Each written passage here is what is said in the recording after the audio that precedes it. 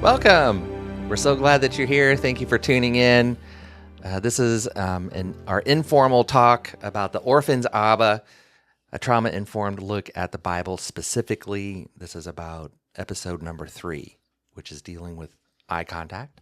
Hello, my name is Jim Jurgensen, and I am the Executive Operations Director here at the Boaz Project.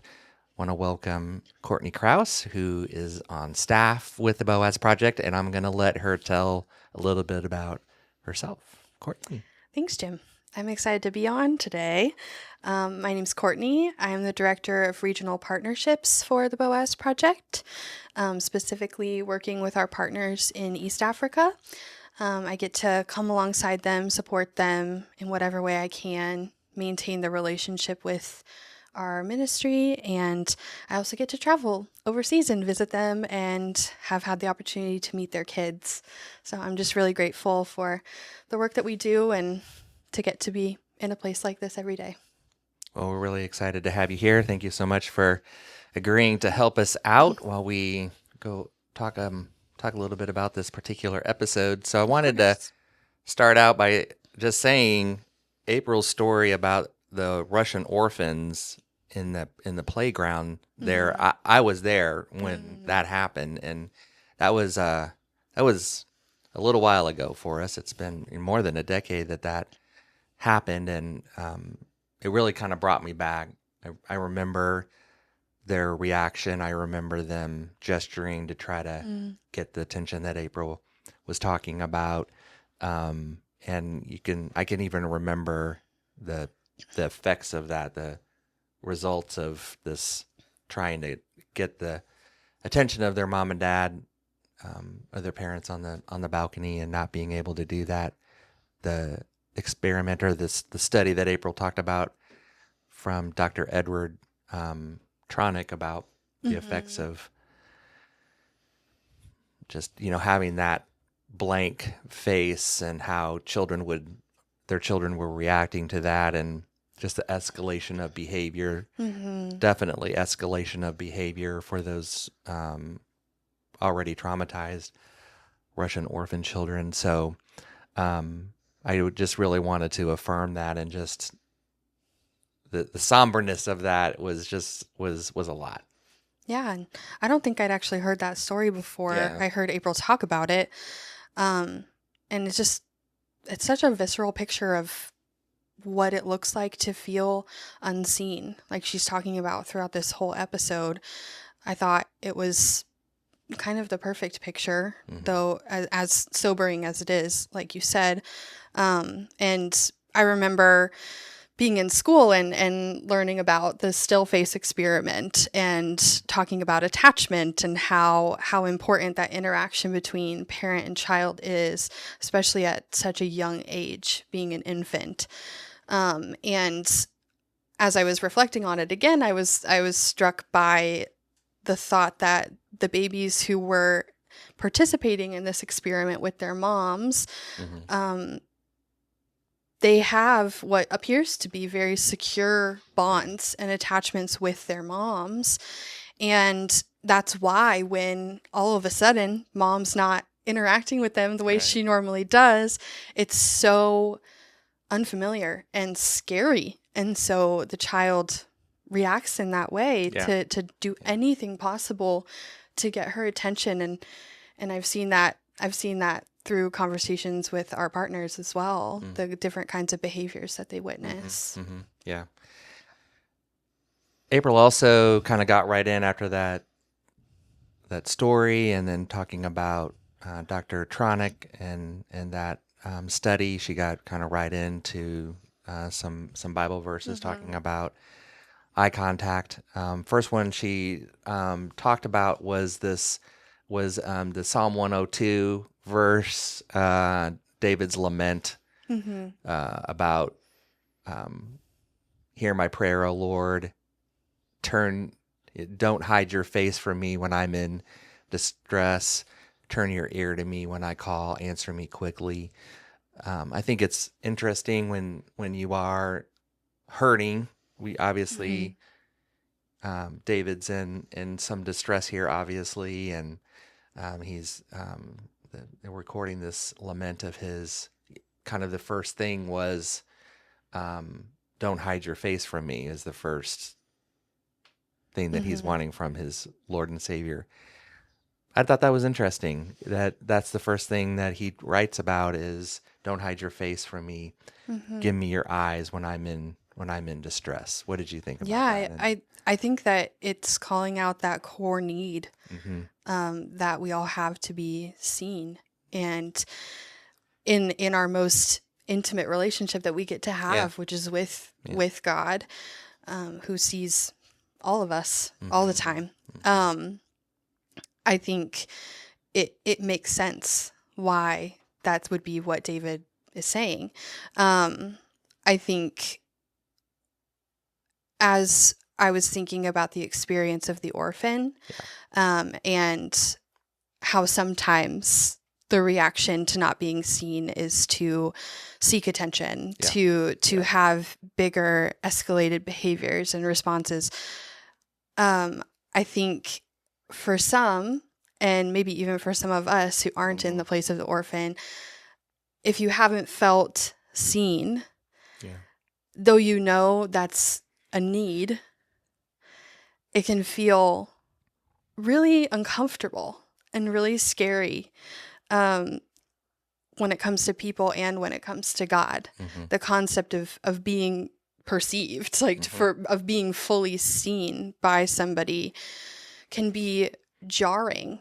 And I was thinking about our caregivers that we work with and how they're working every single day to try to establish trust and build secure attachments with their children who have had that broken time and time again.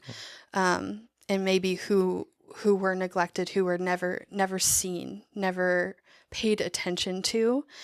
And when you think about even like just the concept of eye contact, some of us who haven't experienced trauma struggle with eye contact. But I've seen in a lot of circumstances, it's an adjustment. Like if you haven't received a certain kind of love, like physical affection as well, it's an adjustment when you've never experienced that. And so to really internalize asking God to see you in the midst of your distress, I can see why it would take somebody time. Sure. To be able to really accept that reality. Yeah. I think it's really interesting that I think you can, I wouldn't call it a simple thing that you can do, but it's a very practical thing that we can do when we are relating with people, even someone who's maybe not an orphan, but just people in general, and how seeing someone and saying that I see you and communicating that is really important.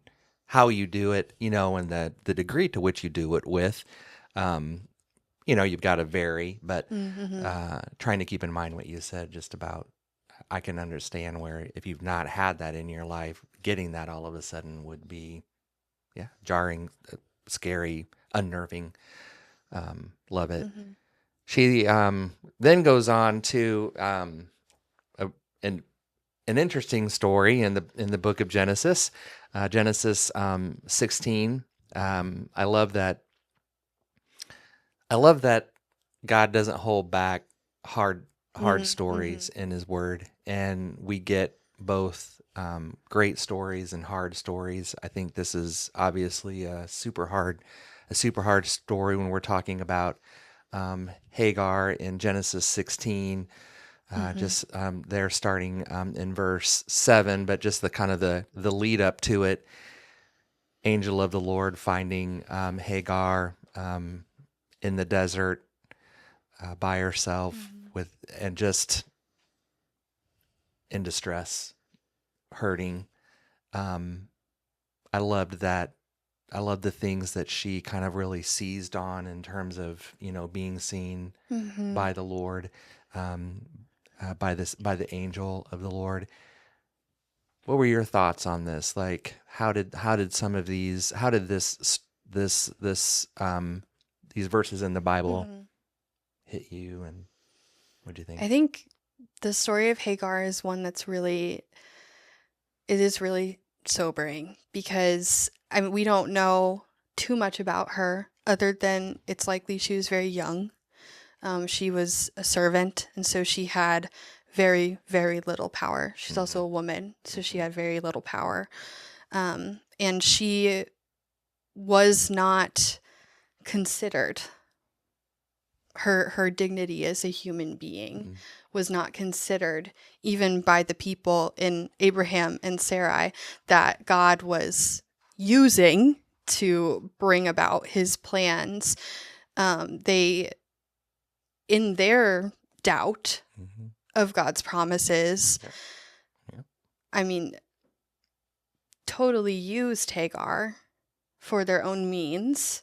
And her becoming pregnant, I mean, that's Yeah. another vulnerable state to Yeah. be in. And so She I said just that think they about, said like she was mistreated. I mean, yes, it's, yeah, yes, in the Bible, jealousy. mistreated. Sarah was jealous of her, Yep. even Yep. though Yep. she is the one who set this plan in motion Right.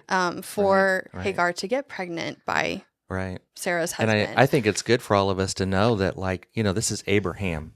Yeah, I mean, God had like a this chosen one. had Yeah. this massive promise given to him, and he's, then there's this kind of mistreatment going on. Mm-hmm.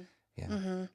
And I think about Hagar being out alone in the wilderness, like just Mm-hmm. all the compounding factors, which is something we often find when we're thinking about the story of a child that we serve. Like there are just so many Yeah. elements to what made life so difficult and so painful. And the fact that God met her there in the lowest moment Mm-hmm. and communicated with her, and that her heart's response was to say, "This is the God who sees me," Mm-hmm. I think is there is a reason it's there for us to read, Totally. because in that we find so much comfort in knowing that whatever circumstance we're in, Mm-hmm. we have a God who does see us. Mm-hmm. And yet it's difficult because sometimes even in him seeing us, that doesn't necessarily mean that our present circumstances will immediately change. That's right. That's right. Because she was told to go back to a hard situation. Mm-hmm. And I think that's an excellent point. Hagar still seizes on, out of all that's happening in her life at the moment, the thing that she talks about is, "You are the God who sees me. I have now seen the one who sees me." Out of everything that she had been through, was going through, would go through, this is the thing that she seizes on as being Mm-hmm. seen. And I think that's something, again, for to just illustrate and reaffirm to us, as Christ followers, the importance of that, Yes. in the lives of people, and people around us where we have influence. I think there's like a clear picture of that with the caregivers that we serve. I Yeah. see kind of them sometimes in the position of how God was relating to Hagar. Like they're meeting these children in the wilderness Yeah. and communicating to them that they are seen and that they're loved. I love that. But And their and they're doing wilderness. so many things Yeah. like on a daily basis beyond just eye contact. There's Yeah. so many ways to show attention, Right. like being near, pointing out the characteristics and giftings that you see in your child. And I see our caregivers doing Yeah. this, but Yeah. they I'm know even- and we know that they can't do that perfectly 100% of the time. And that's why, right. And I'm even Yeah. thinking, as an orphan, I love what you said about our caregivers are meeting them in their wilderness. Mm-hmm. And the child could look at, like, I'm not going back with my family, my biological family. I'm going back to someone that's not my family. Yeah. I'm being asked to do a hard thing.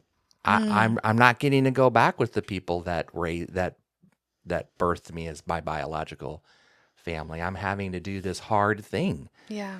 Where we might think like, oh, well, you've got loving people that are safe. You've got a roof over your head. You're going to have meals. You're going to have you're going to have education. You're going to have your health needs taken care of. Look at all of these great things. But in their mind, they're thinking, I'm still going to a hard place because it's not where I'm from.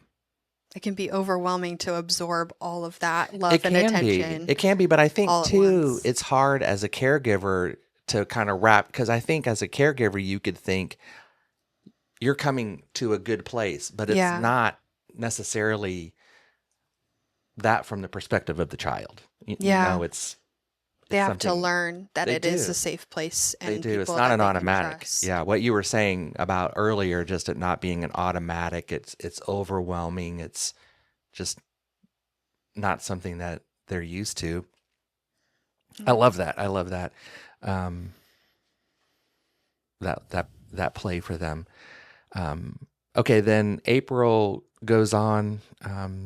She brings out two other verses in the book of in the book of Psalms again, Psalms 33, where we're talking about the eyes of the Lord are on those who fear Him, and then in 1 Peter 3, where we talk about the eyes of the Lord are on the righteous.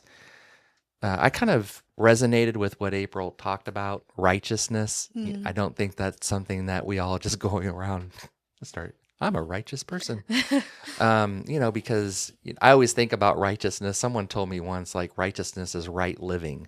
And I always think about that whenever I'm reading, whenever I hear that word, when we're going through God's word in the Bible. And I don't think you do. I think you really lose sight of what Jesus's work was done for us on the cross, and that we are righteous in His sight because of His blood.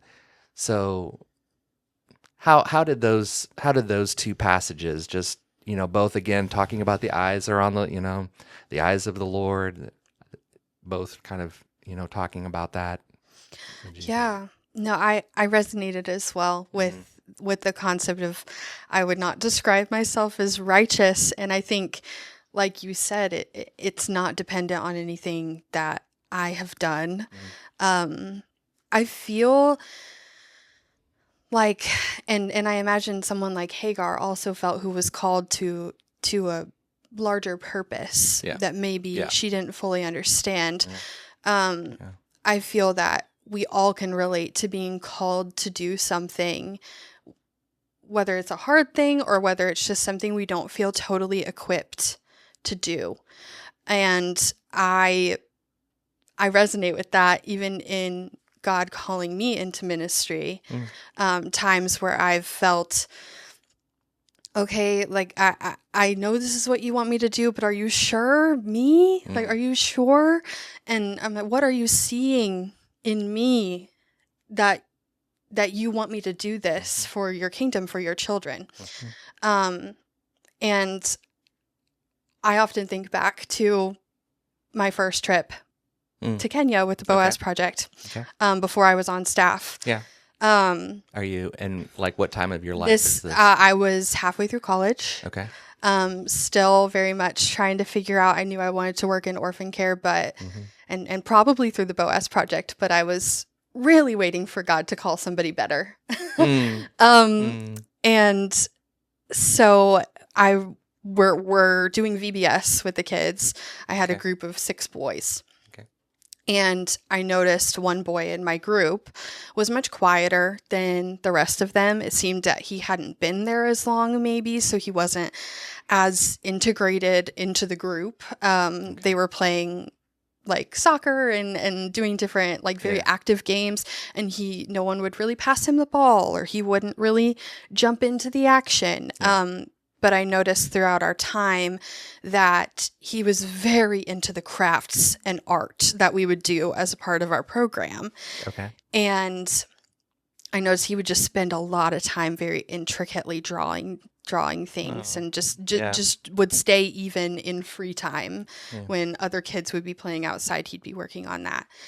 And we had a pretty big language barrier, so I couldn't directly ask him, like, oh, like, why aren't you playing with everyone else?